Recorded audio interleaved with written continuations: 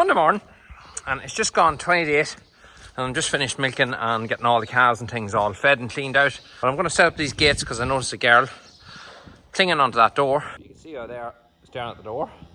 So I'll just tip down here. Kind of all set up behind me. Yeah, you're looking to get out. Come on. Come on, 29. How are you? Alright? I look a mess because I haven't my makeup on yet. But yeah, we'll leave her alone. Continue on with it, Matt. If the yard's clean here and then all the sheds, slats and stuff all to scrape down. And then I get a bit of brekkie and we'll catch up on her. I left that cow to it. A bite to eat there, breakfast, and I'm off to town here. A lot of my Monday mornings kind of consists of going to the co-op, get a few bits and pieces, or normally post office in this case as well I have to go to. And this morning I'm actually going with a milk sample here to the vets. And the reason why I'm going to milk sample is I've one cow at home I've been treating for way too long for mastitis, and it runs her cell count quite high. A couple of tubes and it's better, but it doesn't stay better. In about a week's time it comes back again. It keeps coming back. So little sample of milk here we're just going to give to the vets. They're going to send it off, get it tested till we see exactly what bacteria it is, and then perhaps we can get a tube or an injection that will work specifically for that bacteria. Just wipe it out and be done with it. We have a calf on the ground. I was out of sight of the camera. I didn't actually think she had calved, and then I just looked down my lane and I happened to have a look back and I seen a calf. Here we are. Maybe we look and see what you are. There's a couple of potatoes there, so that's a bull calf. Poor calf, that's another one less to go. There'll be another one today, probably tonight, and then a heifer, and probably tomorrow, tonight or tomorrow. Anyway, going to get a coffee, start our day's work.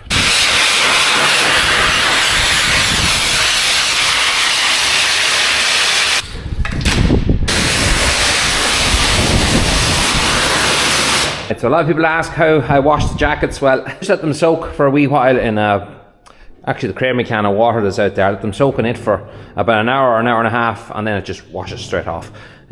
These are very durable, but like any jackets, they all have one complaint, and that is the buckles. The buckles just break. It's the same in all the jackets, every one I've got. You see the way these are broken, and it's the problem in all jackets that I have. Even come over this one here. You'll see here, this buckle broken, so that means the jacket just does not stay on. These here I think I can fix easy enough because it's just laid off, but these bigger ones here is going to be a problem because it's stitched the whole way into the jacket, so I'll have to see can I find someone who can open the stitch to put a new buckle onto them, because I've loads of them fixed, not just this type one. But unfortunately, unless we get these fixed, we'll not fit to use them for that same reason. Anyway, I want to do a wee job here real quick. I've bought a new shovel here the other day just for lifting any cow pads or things on the floor of the parlour, and the other one was worn completely out, but I always forever losing my shovels, so I thought this time if I hang the actual thing up, if it has a spot it usually gets put back in it. So I have a kid's stabiliser bracket of a bicycle, ideal, just mount it there, and we keep that lovely buck in that place. You're lovely. And you look straight, you do well.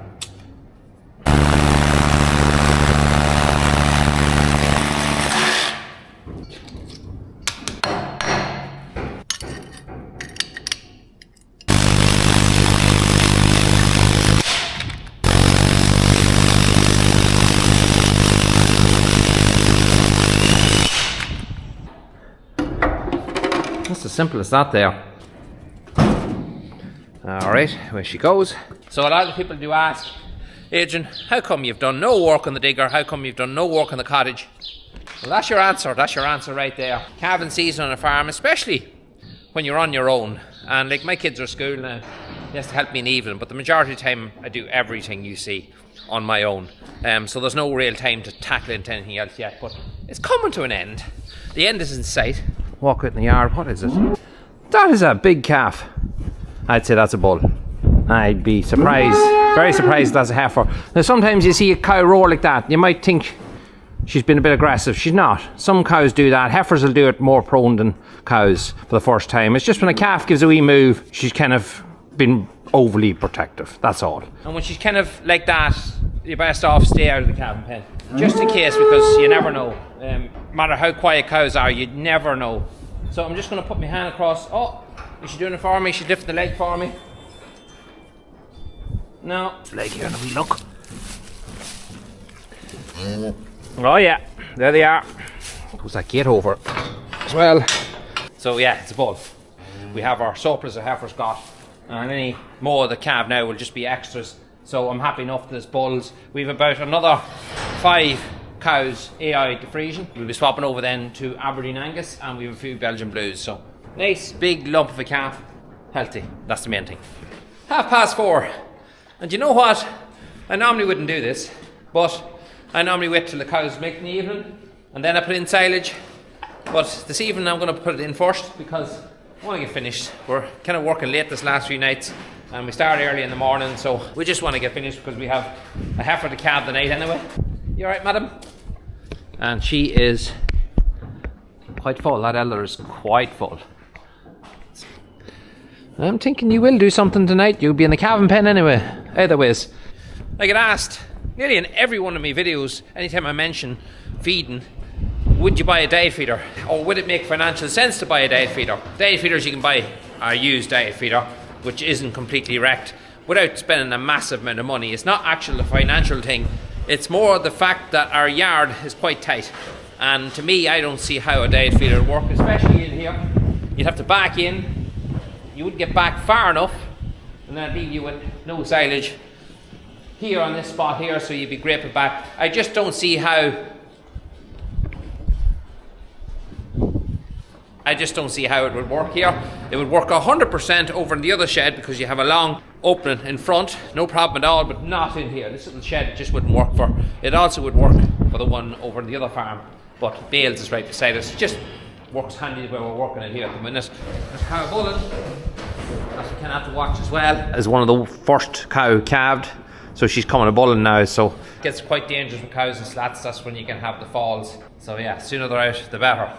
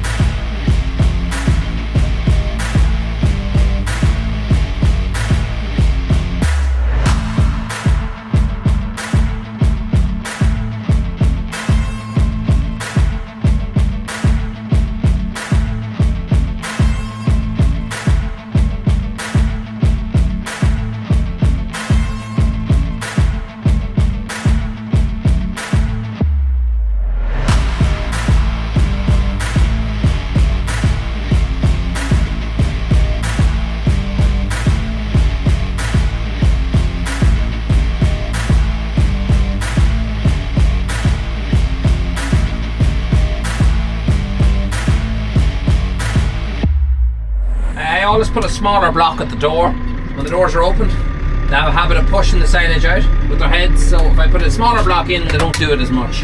It just means in the morning when you come out, you don't have to fork a heap of silage out of the way to get the doors closed, get the cows out of the shed. Every so often you just learn the behaviours of what the cows do, and you try to come up with different ideas. Some work, some don't, but I found putting a smaller block at the door, although this block isn't that much smaller, I should have picked a smaller one, but does help.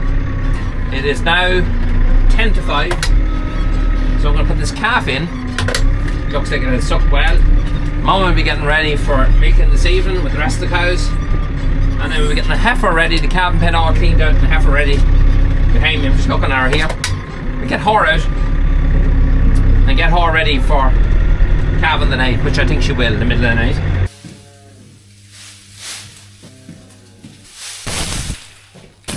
I'm sorry, you alright? Sorry about that. So just as I'm going to get the calf here, I spot my dad. He doesn't know the camera's there. He's always weary where that camera's sitting.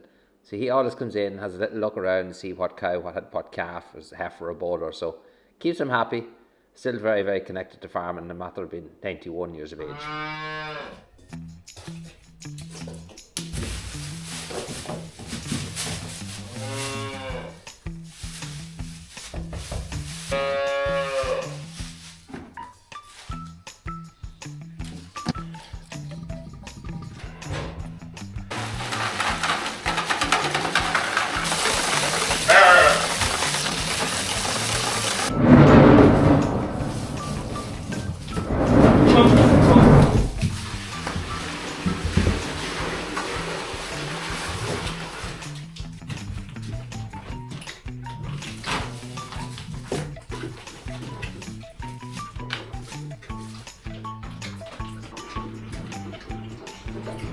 Alright, Nicole's away to get milk ready for the next calves. We just debudded them here the other day. You're done, you move away.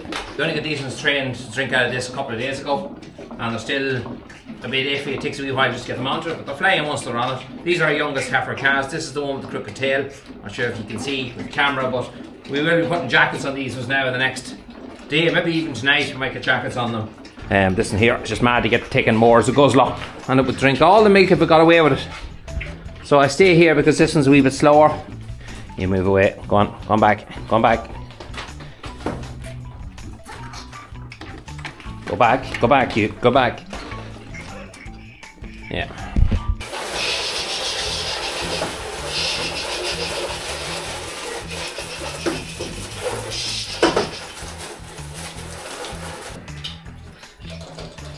Now when I'm milking, the girls will come in here and sweep this all out, and that'll be them done for the evening.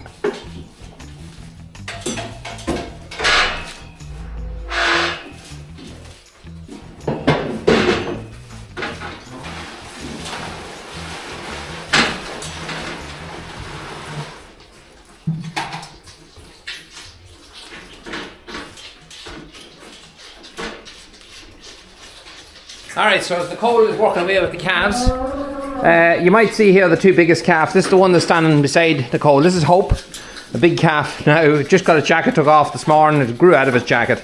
And the same with this one here. This is our two oldest heifer calves. This will be the youngest calf of the batch here. So that's why we stay with them until they're completely done, so that each calf gets the same amount. No calf gets bullied off the teat, which can happen. So Nicole's going to stay with them. Then she's going to work away here, clean out these sheds. The other girls they're hiding around the corner. They're going to clean the slats while I'm milking. That's what we do most evenings. It's a whole family setup where everybody knows their jobs, everybody does their job, just gets on with it, and I'll do the milking and take care of the rest. Anyway, I'll leave you to it, Nicole. You work away. Good thing about it as well is the cows are starting to roar now. They're mad to get in to milk. That cow over there, the calf, she's just almost finished passing her afterbirth, so I'll leave her where she is as long as it takes till she passes that. Don't want to interrupt her. So a couple more jobs to do. We'll get milking and then we'll pick it up after that.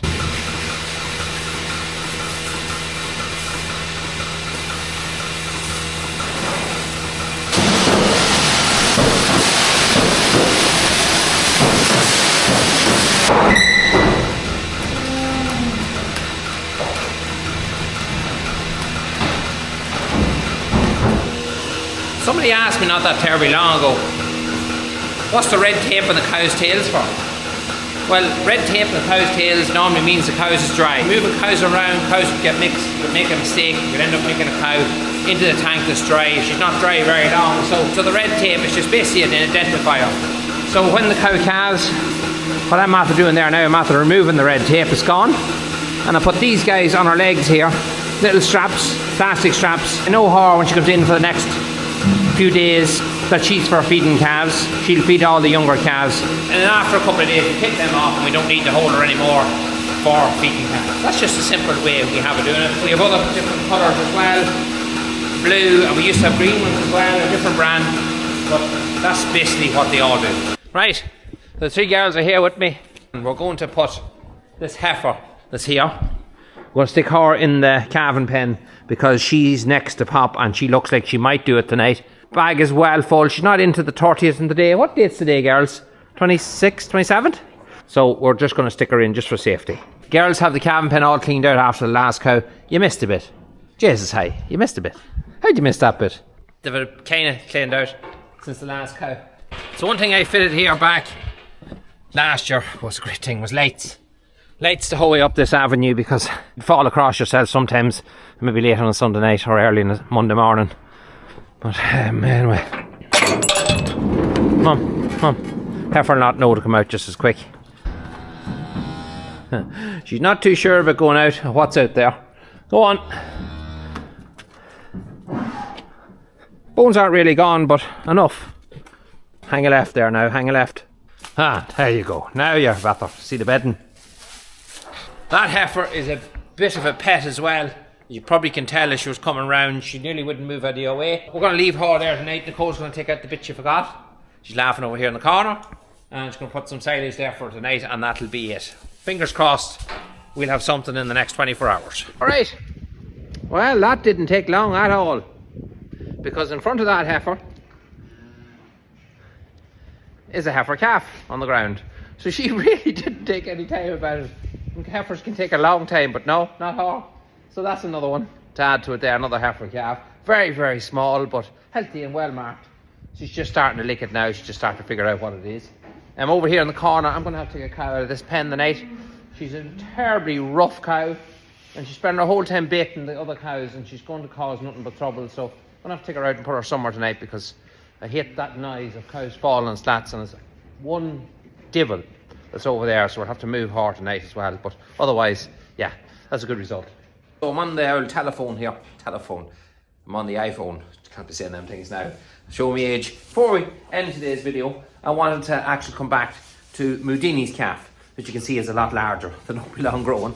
But we did mention at the end of the last video that we wanted a name for Moudini's calf. We'll let you guys choose it. You chose the name for Moudini. Well, you might as well choose the name for this calf. But anyway, we went through a lot of comments, and there was one just stuck out. And I said I'd let my girls pick the one. I didn't pick it at all, but there was one just hit it straight away, and that was from a young guy called Tig. I think it is, I hope I pronounce your name right. Kinsella, from County Kilkenny, aged 7 years of age, who said Moutini. And you can't really pass that one up. Moutini. And thanks everybody who did take part. And 070 is our number.